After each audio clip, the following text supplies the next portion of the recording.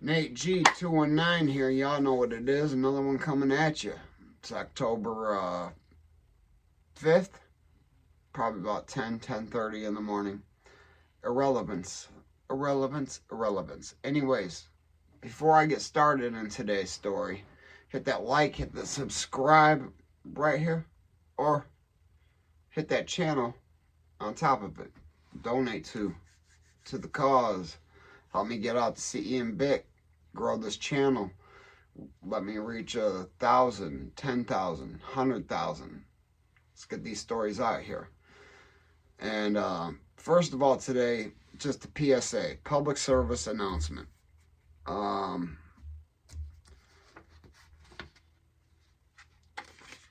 In my hand here, trying to cover up some information that's relevant, is a check. You see the amount? Oh, okay, it's $1,850.32. This came priority mail the other day with a letter that's an advertisement stating if you wrap your car for excess energy drink, if you let them come out and wrap the car, you know, they'll pay you $700 a week. You know, that sounds great.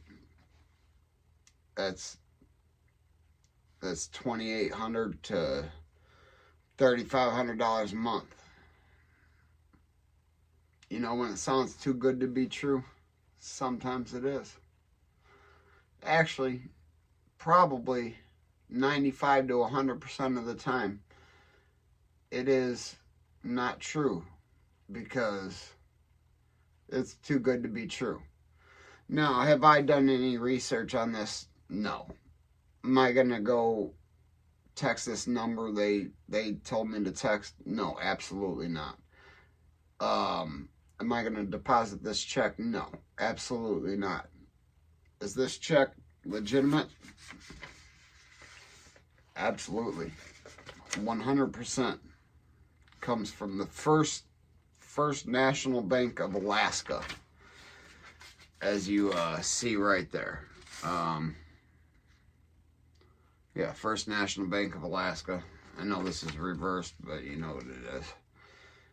And it's a cashier's check. It's got the endorsements on the back. It's got the watermark. If you look through it, it's 100% a real check. But it's not a real check at the same time. If I go cash this check right now, deposit this check right now, I'm going to be able to withdraw this money. I am going to be able to do that. I'm going to be able to do whatever they tell me to do. Get a money order and mail it to the address that they text message me. You know, I've done a lot of dumb shit in my life. I've been hacked just by being on an unsecure Wi-Fi network. I'm not gonna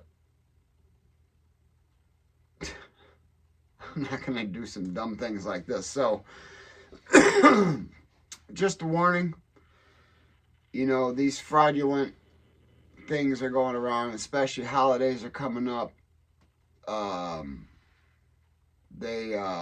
They know people are tight for money. If you've put in a job application on like Indeed.com, the scam artists watch that. They see that you're putting in applications. Or they do all that. They monitor a lot of things. If you're trying to make an extra buck and you look into, you know, what it would be to advertise your car, you know, have them come out and wrap your car and get a payment, they're going to put you on this list that immediately exposes you to being scammed. Don't fall for it. Don't go for it. Anyways, today's story. All right.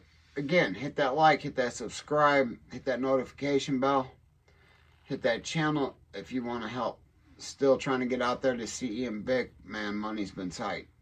Life's been rough. But, you know, I'm going to keep pushing through. I'm going to keep pushing through. There were certain things holding me back on prior videos. And it's because I had not said I'm done. I mean, I'd always said I was done with the gangbanging, but announcing what I was affiliated with became a part of that. Now, I had a comment, you know, I get very few views. Those views that I do get, sometimes very personal friends of mine, people I've grown up with. Somebody made a comment that was rather, well, the comment wasn't hurtful because the ignorance of what happened after that person left the area, left my life in general, personally, when I was, you know, going to prison, going to jail, running the streets, addicted to drugs, was not a part of my life. That person never once reached out and said, hey, how you doing? Do you need help? Or cared. That's irrelevant because, you know, when you go away, you find out who's real, who's fake. And his comment alone showed his ignorance. To say that I was not a gangster disciple or involved with the gangster disciples, which I never said I was a gangster disciple. I said I was an insane gangster disciple, which is an affiliate of the gangster disciples. And I know in Chicago they say nothing comes before the G. Other places things change. And over here in Indiana, the people I started running around with after this young gentleman had moved away, you know, which, you know, before calling me out publicly on something you're ignorant about, talk to somebody first. Maybe message the person that you've known since you were 2. Anyways, you know, after people move away, other lives begin. You know, every so often, every 7-10 years, you become a different person.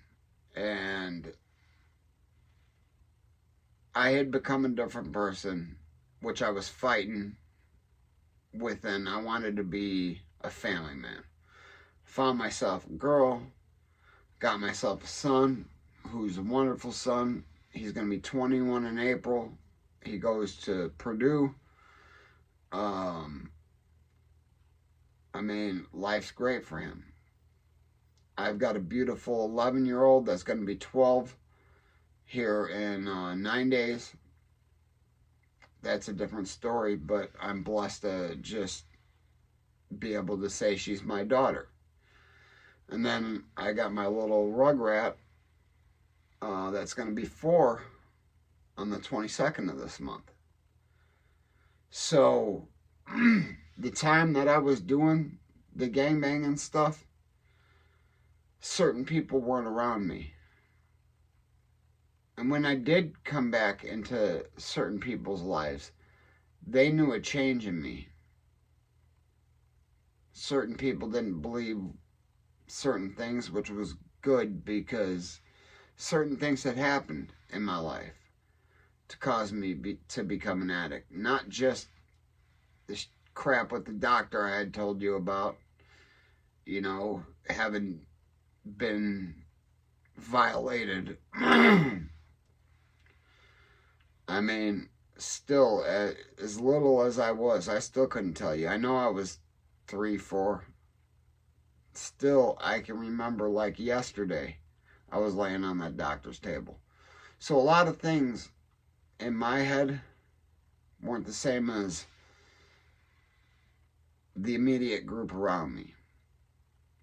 Now, at one point in 2001, yes, 2001, because I was locked up during 9/11, I became incarcerated, yeah, obviously. And I did just under 6 months. and certain parts of me had come out, and I began a very, very strong streak of violence after that. I became the person you didn't want to cross. F you, Nate. Okay, now you owe me this much money. I don't care. You can ask certain people that were around me then. Nobody wanted to play with me. Nobody. And I made one phone call. I had a group of guys say they were going to do this one night. You know, one of my brothers happened to be standing right there. This is when I worked at Hardee's. One phone call.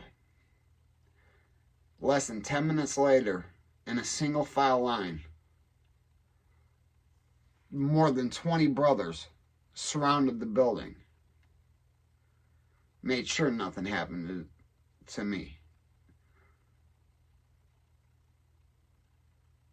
Those are things that you people that were in my younger portion, you know, before I turned 16, 17, that were still there when I was 20, but they weren't there. They were there when I would come over and visit their house. They weren't hanging out unless we let them hang out, unless we let them come around, because they weren't cut like us.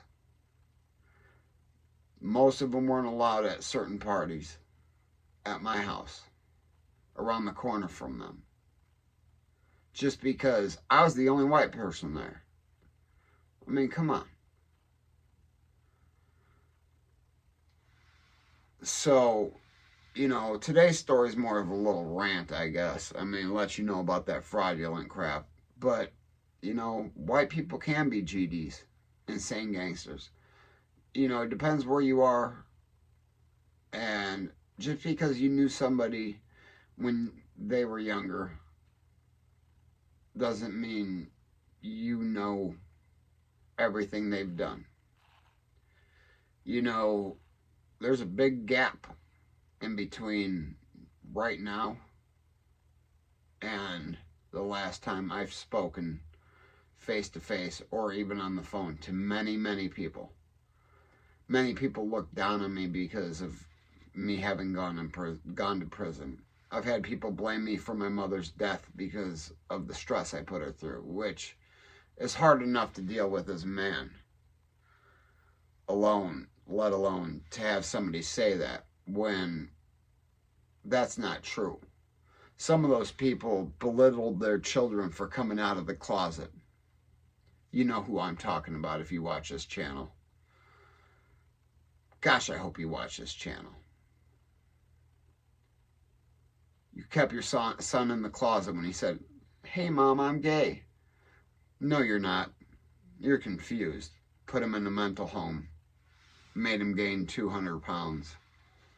Things like that. So, just because you're ignorant to a situation doesn't mean you're right. Just because you think you know the laws or you've read rules or watched Gangland doesn't mean you know a damn thing. Bottom line. Those of you know that I'm talking about know who I'm talking about. Anyways, hit that like, hit that subscribe, hit that channel if you want to support. Hey, never forget life's choices, and you know if they ain't hating it, you ain't making it.